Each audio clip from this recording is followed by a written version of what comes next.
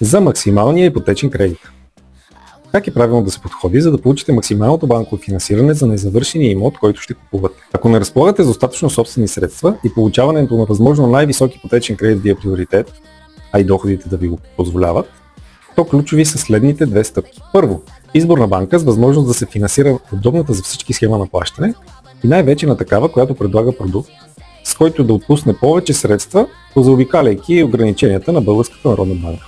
Второ, подходящо възлагане на изготвянето на оценката на конкретен оценител според правилата на избраната банка. Ако не ползвате услугите на добър и активен кредитен консултант, който отлично познава практиките и безплатно за вас и с вас да предприема правилните постъпки, е лотария дали ще извлечете максимума.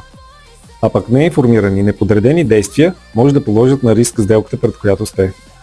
Ако пък кредитният ви консултант е и опитен и брокер и оценител, няма какво да стане.